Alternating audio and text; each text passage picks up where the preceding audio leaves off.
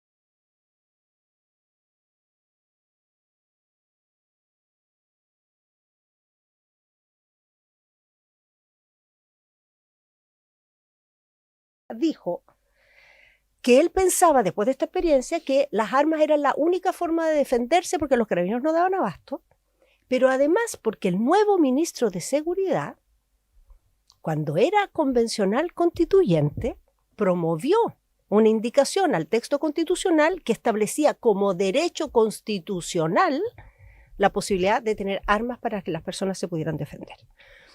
Bueno, yo quiero plantear muy seriamente que ese camino en Chile nos haría perder lo que ha sido hasta ahora una fortaleza que nos ha protegido de llevar a peores los problemas de seguridad.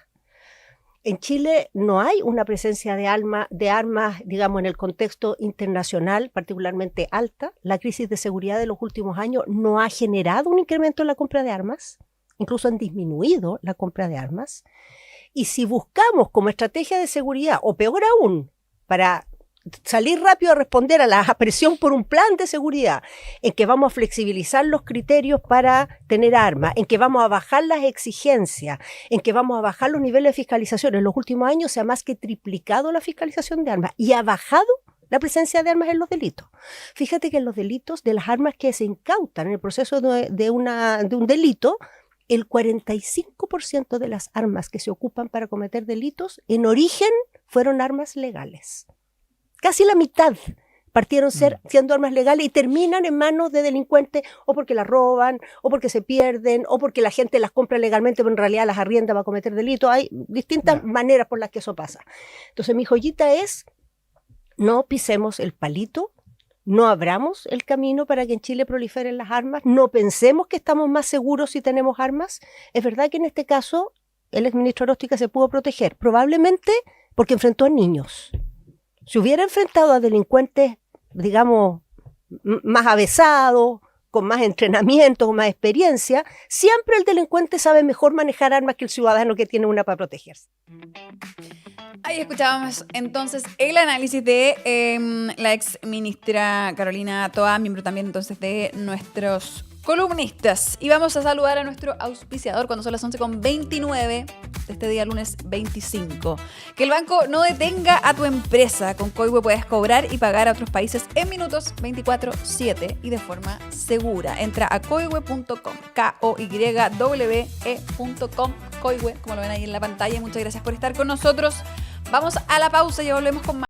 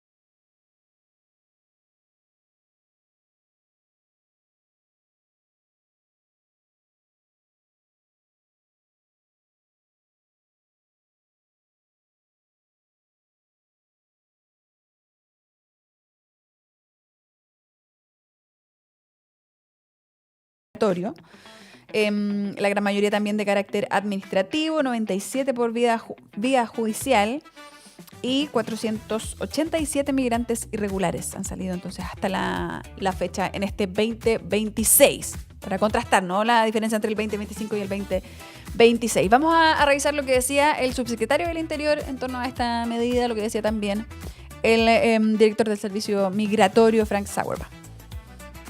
Primera vez desde que se instaló el gobierno del presidente Kast en que se utiliza un vuelo comercial que va íntegramente a bordo con personas extranjeras con los respectivos escoltas de la Policía de Investigaciones. Eso nos permite avanzar en un número superior a los vuelos de la Fuerza Aérea de Chile, es decir, hoy día dejaron el país 80 expulsados. Y además quisiera dar cuenta de un dato que para el gobierno es muy satisfactorio, que es que en 40 días han salido 3 vuelos de expulsión. No hay antecedentes que registren esa cifra en los gobiernos anteriores. Y por lo tanto, en vuelos de expulsión han habido 160 personas que han dejado el país a 5 países. Insisto en esta idea, no se registra que en 40 días hayan habido 40 vuelos en que en 40 días hayan habido 3 vuelos de expulsión, lo que da cuenta de la voluntad inclaudicable del gobierno del presidente José Antonio Kast. Por último, detallar quienes han sido expulsados hoy día, muchos de ellos, 10 de ellos, por tráfico ilícito de drogas, robo con violencia 6, robo con intimidación, receptación de vehículos motorizados, conducción de licencia indebida, abuso sexual y otro tipo de delitos que son considerados graves para esta autoridad y por lo tanto son prioritarios para expulsiones judiciales que se están llevando adelante repetidamente. En los próximos días, como ha dicho nuestro ministro del Interior, las expulsiones no se anuncian, sino que simplemente se hacen, como lo hemos demostrado desde que llegamos al gobierno, en un esfuerzo paulatino y muy importante para poder concretar no solamente expulsiones, sino que salidas voluntarias, que también son más económicas para el país, dicho sea de paso. Bueno, ahí estaba entonces el balance del gobierno. Se había hablado también de entregar estas cifras de manera periódica, un poco también en ese sentido es la vocería de ayer. Y vamos a ver también cómo esto sigue avanzando en lo que resta del 2026. Ahora vamos a hablar de Codelco. Porque hoy día termina el mandato de Máximo Pacheco a cargo de la cuprífera. Un término que han definido también como un tanto, por lo menos accidentado. Luego de esta sobreestimación, las consecuencias durante el fin de semana, se daba como una de las consecuencias que más de 6.000 trabajadores de Codelco van a tener que devolver 14 millones, fracción, en bonos por esta cifra errónea, por esta sobreestimación de la producción. Y esta mañana estaba una de las directoras de Codelco, que además lidera esta auditoría que da estos resultados, que es Tamara Aknich, y estuvo conversando con Iván Valenzuela hoy. Vamos a revisar la explicación que daba para partir. ¿Por qué se genera esta sobreestimación? El directorio de Codelco lo que hace es hacer seguimiento de una serie de indicadores y uno confía en la administración, en los distintos datos que te van dando. Y eso es lo que te permite ir haciendo un seguimiento de todas las temáticas. Y uno, en general, hace este análisis en base a riesgo. Ahora, ¿Qué significa eso en base a riesgo? Enfoque basado en riesgo también es bien técnico, pero es como que las cosas relevantes, lo que parece razonable para efectos de impacto. Ya, perfecto. ¿Ya? Entonces, y eso se mira específicamente. Eso es a lo que se le pone más énfasis. Que eso es como la habitualidad. Entonces, en todos los directorios, el directorio en su conjunto y a través de los distintos comités se va haciendo seguimiento de los principales indicadores. O sea, el control del directorio no falló en ese sentido, dice usted. No, porque se hicieron las preguntas, se mostraron antecedentes y evidencias que de alguna manera mostraban que podía ser razonable con el precio del cobre como está. Era natural que al final del año como que se busca, lo voy a decir así como feo, pero como que se raspa en todos lados para saber si es que hay algo de ese material que cuando el cobre estaba muy bajo no valía la pena, pero con el cobre al precio que está, había que mirarlo con otros ojos. Y las explicaciones que nos dieron fueron razonables. Bueno, ahí estaba entonces parte de la explicación, cómo ocurre este hecho, cómo ocurre esta sobreestimación de esa producción y también las consecuencias. A propósito de devolver estos bonos, son 14 millones de dólares que se dan en bonos a propósito de estos buenos resultados, que finalmente no son.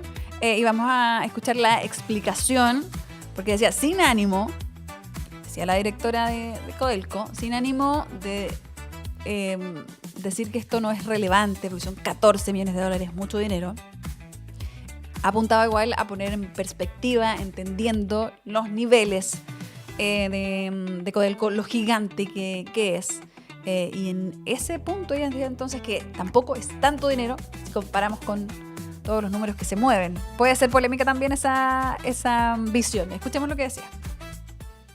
En un problema mayor. Porque ya había algunos efectos, ya se habían pagado los bonos, 14 millones de dólares en bonos. Digamos, sí, ¿no? Son 14,3 millones de dólares más o menos que corresponden a 6.225 personas, profesionales, ejecutivos, que también uno no lo puede decir tan livianamente porque 14 millones de dólares es mucha plata, sí. Pero para efectos de materialidad en Codelco no es mucho y por lo tanto no es necesario corregir los estados financieros porque está dentro del rango de la materialidad que identifican los auditores externos en este caso, y la decisión que sí tomó el directorio es corregir alguna información adicional que se entrega al mercado. Por eso se envía una nota a la CMF, se envían cartas, se publica se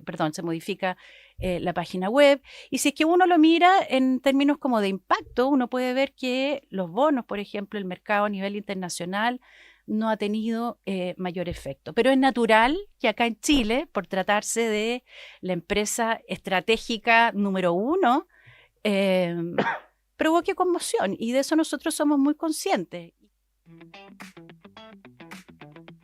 Que provoca conmoción, al menos desde Codelco, y a propósito de esto que había estado ocurriendo, también en medio del nombramiento de Bernardo Fontaine, él debería asumir sus labores este miércoles. Hoy día deja su mandato Máximo Pacheco. Se le consultó también a Tamara Agnich por los dichos del ministro Mas. Les decía que está dentro de los bien evaluados del gabinete en las encuestas, y ha tenido una cara muy visible en torno a la crítica a Codelco a propósito de esta sobreapreciación, ¿no?, de la producción. Y el ministro en algún momento dijo que Codelco estaba fuera de control, que ese era el análisis que hacían desde el gobierno. Es el ministro de Minería y también de Economía, Daniel Mas. Y también habían dicho Bernardo Fontaine que hay como una mochila que está cargando en este momento Codelco, apuntando también a cuál debería ser su labor ahora de ingreso. Escuchemos lo que decía ahí la directora a propósito de estas críticas y el tono también de las críticas y cómo ahora deben trabajar todos juntos para seguir sacando adelante Codelco. ¿Se equivoca entonces el ministro de Minería cuando habla de una empresa que está fuera de control? ¿O se equivoca el nuevo presidente del directorio cuando dice que la empresa corre con una mochila de plomo?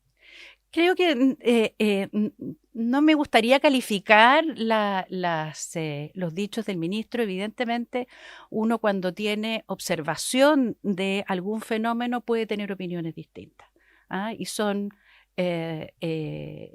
como tú bien lo decías recién, se inicia un nuevo periodo. El directorio de Codelco va a tener que aprender a funcionar como suele serlo. Esta renovación permanente de directorio obliga a que, lo que te decía hace un ratito, este tren no se detenga.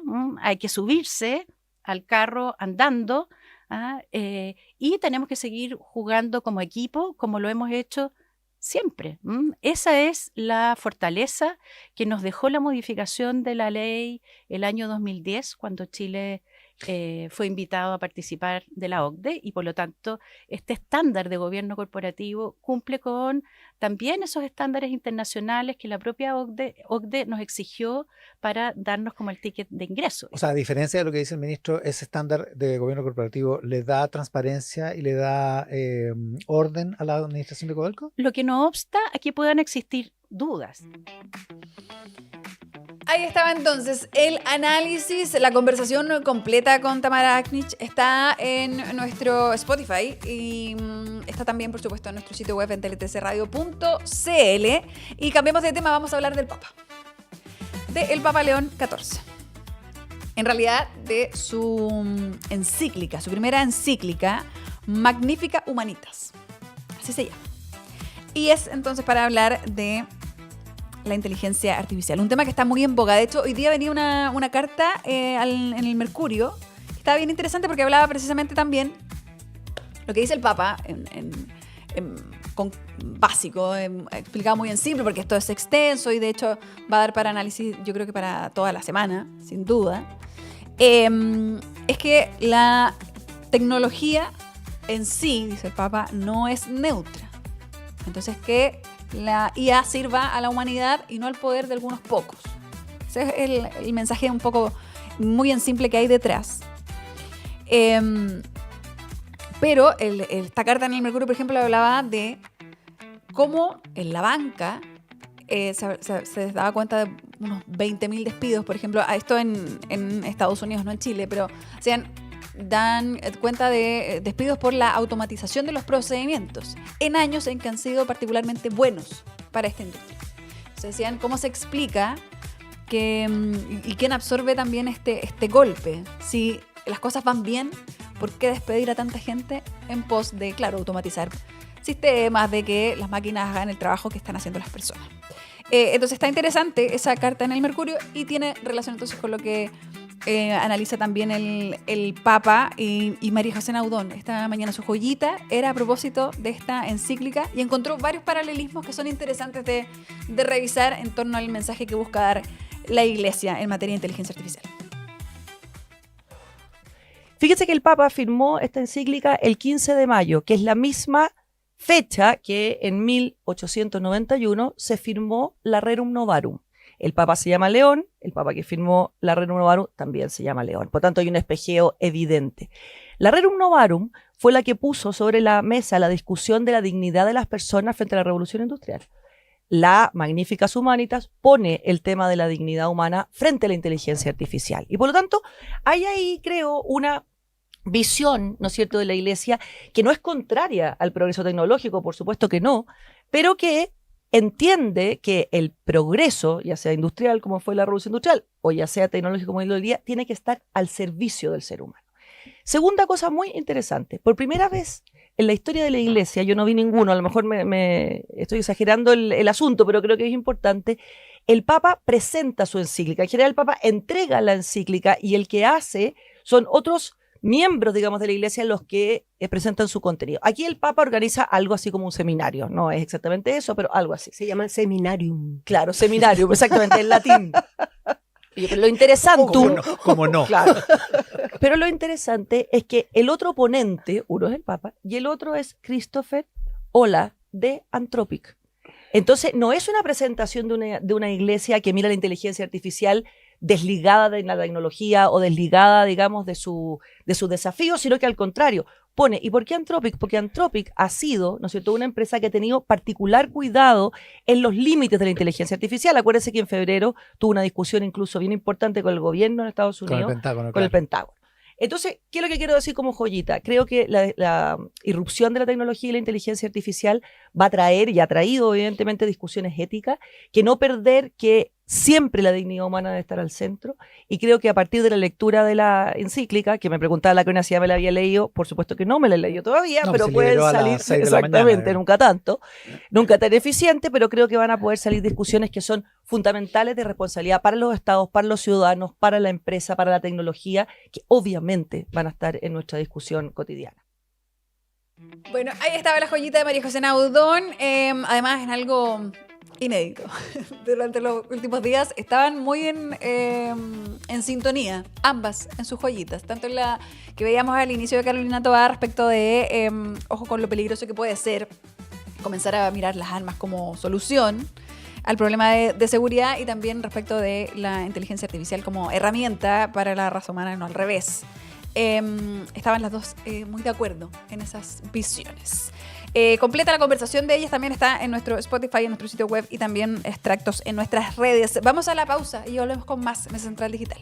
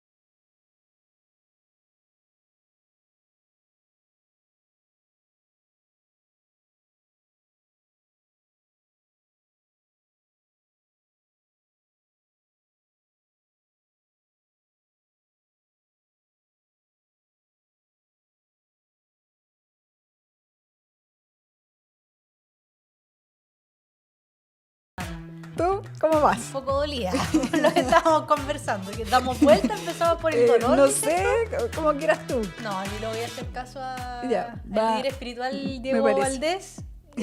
Voy a hablar de Belgrano. No, mentira. Voy a hablar ganó el campeonato argentino por primera vez y le ganó a River, se lo dio vuelta. No, menor. Cositas del fútbol. No, menor, cositas de fútbol. Sí, ya, pero antes, ¿qué tenemos? Antes del fútbol, dices tú. No, ya tenemos un tema serio. A ver. El misil hipersónico que fue lanzado por Rusia. ¿Qué es un misil hipersónico, Anita? El misil hipersónico. Acá te tengo ciertos detallitos, A porque ver. yo sabía que me podían interrogar. Una Mira, conversación. este misil puede alcanzar hasta 5.500 kilómetros Wow. de distancia. Es considerado, en ese caso, como intercontinental. Wow. Lo otro, la velocidad a la cual puede volar. ¿De cuánto estamos hablando? 13.000 kilómetros por hora. Y, según lo que pude investigar, es más del doble de la velocidad mínima necesaria para ser considerada un arma hipersónica. Entonces, aún mayor.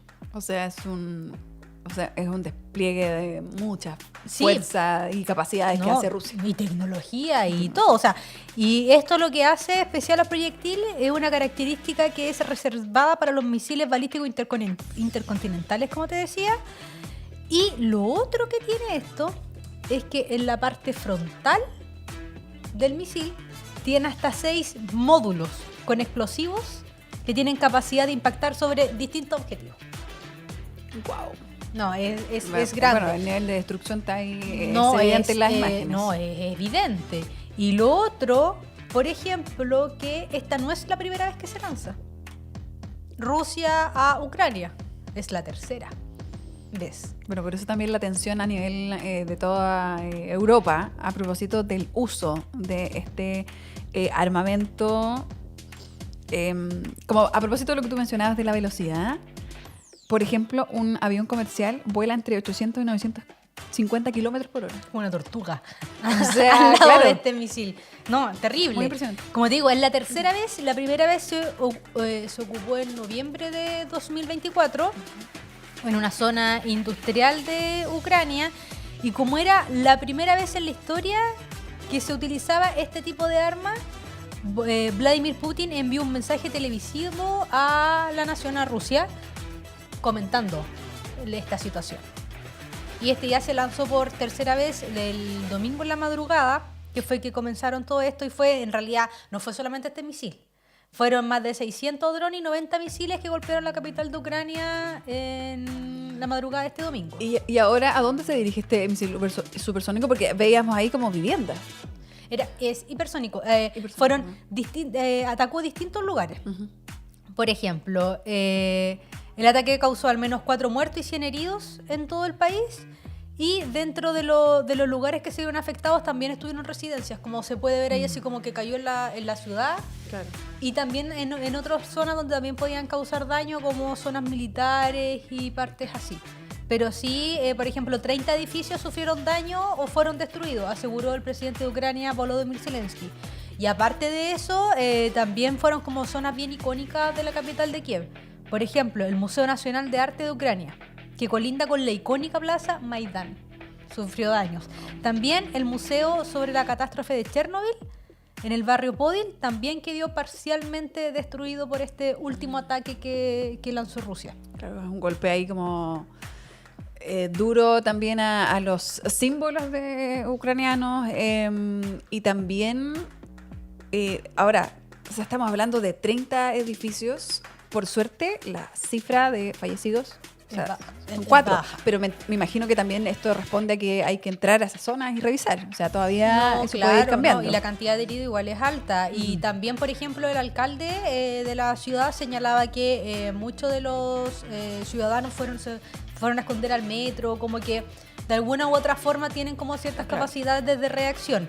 Eso sí, otra de las características de este misil es que no es fácil de interceptar por la frecuencia aérea. No alcanza porque la velocidad es demasiado rápida, y fue una de las peticiones que realizó esta jornada el presidente de Ucrania, Volodymyr Zelensky, quien reclamó este lunes y pidió más apoyo para los sistemas de defensa antiaérea tras este ataque, porque claro, es imposible de derribar, porque con otros sí lo puede hacer. O sea, no hay una igualdad de condiciones, entre comillas, porque aún así, siendo guerra, la guerra tiene también sus reglas. O sea, por supuesto. tiene hay maneras de abordar estos conflictos. Así que vamos a quedarnos al pendiente de lo que siga ocurriendo, pero tercera vez un misil hipersónico. ¿Qué más tenemos, Anita? Pasamos a lo malo ahora. No tanto. El partido que se jugó ayer en el Claro Arena, Colo-Colo le gana 2-1 a la Universidad Católica. ¿Duele más cuando es la casa? Sí. Sí, no, pero a ver, que poner como la pelota al piso, ya que estamos hablando de fútbol. Las cosas como son. Colo-Colo ganó y ganó bien. En eso Ya, no hay nada no hay que objeciones. decir. No, porque el único gol de Católica es un autogol de Vidal. ¿Cachai? Chua. Entonces, como que sí, si lo ponemos todas las cosas así como fríamente, sí, Colo-Colo ganó bien, lo dio vuelta en un par de minutos el partido, porque la Católica iba ganando 1-0. Lo dio vuelta, como te digo, en un par de minutos y ya está. Se ganó bien y con esto Colo-Colo ya se escapa en la tabla. Queda en la posición número 30. Se está liderando el torneo. ¿Y la Católica? 20. Posición 20. Después, quien sigue después de Colo-Colo es Huachipato, que perdió también en esta jornada y tiene 22 puntos. Y después Limache 21 y después viene la Católica cuarto lugar con 20, eso en el torneo nacional. Pero ¿por qué también fue noticia este partido? Es por lo que no nos gusta que sea noticia. Nos gusta como que obviamente que los goles, los incidentes, pero acá se puede ver, ocurrieron incidentes después del partido entre los jugadores. Ah, entre los jugadores. Entre los jugadores, sí. Hay 4 jugadores que estarían... Aún no se conoce el informe arbitral, pero al menos, según TNT Sport, serían 4 los jugadores apuntados por estos incidentes, que sería el arquero de Católica, a quien se le ven las imágenes y en los videos que evidentemente, o sea, está tirando manotazos y todo, que es Vicente Bernedo, que es una actitud que no se debe tener, claramente. No, porque además cuando pasa dentro de la cancha, lo que queda que pase afuera, o sea... Sí. Como ellos deben sentar el ejemplo para que Por no supuesto. veamos actos violentos fuera tampoco. Por supuesto, está él, está también Sosa por parte de Colo-Colo, que fueron como de los más descontrolados, también por parte de la Católica, Daniel González y Johan Valencia se fueron involucrados. Y los otros integrantes también, Javier Méndez y Aquino, que son por parte de Colo-Colo. Y por supuesto que es como de lo que no se quiere hablar, o sea, lo que no se debería hablar. Es un partido y listo. ¿Por qué habrían ocurrido estas cosas? A ver, hay como 2 versiones, si se puede ver así. Primero, en el primer gol de Colo-Colo hubo un entrevero entre Bernedo, el arquero de la Católica, y Hernández, un jugador de Colo-Colo. Pero después Javier Correa, que fue el goleador del partido, que marcó los 2 goles de Colo-Colo, señaló que había una rencilla anterior. ¿A qué se refieren con eso? Que el año pasado, cuando la Católica le ganó 4-1 en el Monumental, la Católica el equipo celebró en la cancha porque ganaste, está bien. Y ahora Colo-Colo celebró, por supuesto, porque ganó, y ahí ocurrió el enojo. O sea, venían de ahí los ánimos caldeados. Caldeados, sí, no, caldeados, como se dice, pero...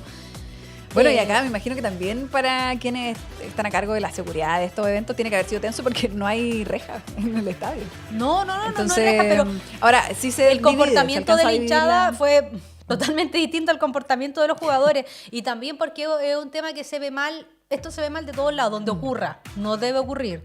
Pero la Católica tiene un partido trascendental el jueves ahora por Copa Libertadores, no puedes perder los estribos. Y pueden haber sanciones, ¿o no? No, sí, pero aquí se corre por líneas distintas. Son torneos distintos, todo distinto. Perfecto. ¿Pueden haber sanciones? Efectivamente. Y el informe arbitral va a tener que lanzarlas. Porque el momento en cancha no hubo expulsiones. Pero sí pueden haber para después. Pero aquí voy, que la prensa internacional en Argentina también están mirando esto porque la Católica juega con Boca allá. Entonces como que te da como la impresión de, y eran parte de los titulares, perdieron. Ya es una gana para Boca. Perdieron los estribos, ganan más, porque obviamente que el fútbol argentino es así, y el partido del jueves va a ser muy friccionado y va a ser muy difícil. Entonces, si ya sabes a quién apuntar como para hacer que esto explote, es como aún peor. Claro, mostraste ahí tu talón de Aquiles, básicamente. Claro, pero y aparte hubo más cosas en el partido. Un hincha. 2 bomberos salvaron a un hincha cruzado que le dio un ataque. Entró la ambulancia, fue durante el primer tiempo, no sé si en el minuto 18, 20, pasa esta situación, se para el partido para que pueda atender al hincha, entra la ambulancia, lo trasladan a la clínica San Carlos, que está al lado del estadio. Y estaría, según los últimos informes, estaría estable, pero claro, la condición es reservada. Pasó de todo. Fue protagonista sin quererlo. Claro, pero pasó de todo. Es un hombre de 68 años. Mira, menos mal que están los equipos, un estadio nuevo además tiene infraestructura, y no sistema es primera vez que bueno pasa. de reacción. Recordemos que para el Adiós Capitanes también ocurrió un tema similar. Sí, harta angustia para los hinchas, sobre todo ahí de la Católica. Muchas gracias, Anita, por este bloque digital de día lunes. Todavía yo me siento como en casa nueva. Todavía no me acostumbro tanto. ¿En serio? Sí. Pero está bonita tu casa. Está bonita mi casa. Sí, Muchas está gracias por linda. venir a mi casa de hoy. cuando quieras. Vamos a hablar de fútbol. Vamos a aprovechar, Anita, para el Mundial. Así que ojo con eso. Son las 12:04 y nos vamos. Mañana nos encontramos aquí mismo horario, a las 11 por el streaming, y tienen ahí en pantalla todas nuestras redes, todo lo que necesitan seguir para estar informados durante todo el resto del día. Que tengan buena semana. Nos estamos viendo mañana a las 11 acá en Mesa Central Digital.